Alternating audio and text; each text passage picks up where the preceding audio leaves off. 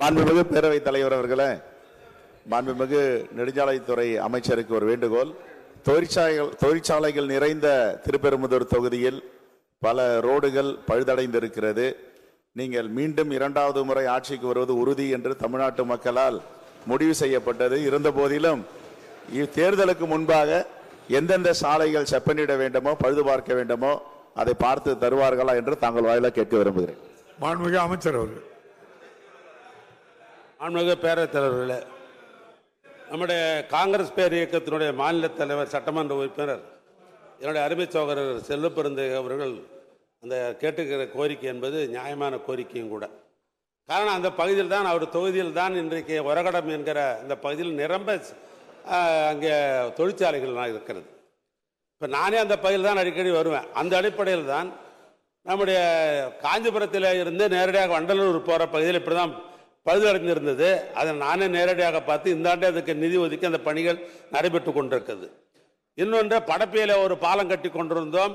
அந்த பாலம் கட்டாயம் அது உடனே முடித்து தர வேண்டும் என்று இதே மாவட்டத்தில் கோரிக்கை வைத்தார்கள். அதையும் அவருடைய திருக்கரத்தாலே இருந்து அந்த மேம்பாலத்தையும் நாங்கள் திறந்து வச்சிருக்கிறோம். அதனால் இப்போ அவர் சொல்லியிருக்கிற கோரிக்கை என்பது நியாயமான கோரிக்கை. அதெல்லாம் முறைப்படுத்தி இடத்துல கடிதம் கொடுக்கிற பொழுது தேர்தல் தேதி அறிவிக்கிறதுக்கு முன்னால் என்ன பண்ண முடியுமோ அது பண்ணுறோம். தேர்தல் அறிவித்தா அடுத்த நிதியாண்டு தான் செய்ய முடியும். மாண்புமிகு அமைச்சர்கிட்ட நிறைய பேர் கை தூக்குறீங்க. கேள்வி கேட்கிறவங்களும் சுருக்கமாக சொல்லணும். மாண்புமிகு அமைச்சர் பெருமக்களும் எல்லாருமே சுருக்கமாக சொன்னால் கூட 2 பேருக்கு வாய்ப்பு கிடைக்கும். இன்னைக்கும் நாளைக்கும் தான் கேள்வி பதிலும் வினாக்கள் விடைகள் நேரமும் இருக்கு. அதை மனதில் வைத்து எல்லோரும் கேள்வியும் கேட்க வேண்டும், பதிலும் இருக்க வேண்டும் என்று எதிர்பார்க்கிறேன். ER ஈஸ்வரன் அவர்கள்.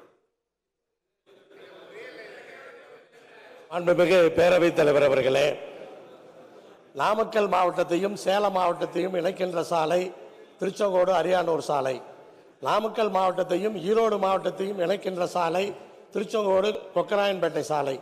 இந்த 2 சாலைகளிலும் போக்குவரத்து அதிகமாகி இருக்கின்றது. ஆனால் அந்த 2 சாலைகளையும் 4 வழி சாலைகளாக மாற்றித்தர அமைச்சர் அவர்கள் முன் வருவாரா என்பதை தங்கள் வாயிலாக அறிந்து கொள்ள விரும்புகிறேன். மாண்புமிகு அமைச்சர். மாண்புமிகு பேரவைத் தலைவர் பேர் ஈஸ்வரன்.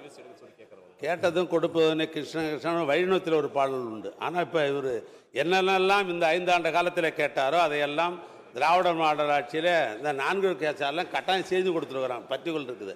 ஆனால் அவர் சொல்லுகிற 2 சாலை முக்கியமான சாலை தான்.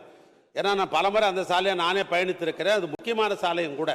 ஆனால் அடுத்த நிதியாண்டிலே அதுக்கு முன்னுரிமை அளிக்கப்பட்டு அந்த 2 சாலையும் எடுத்துக்கொள்ளப்படும்.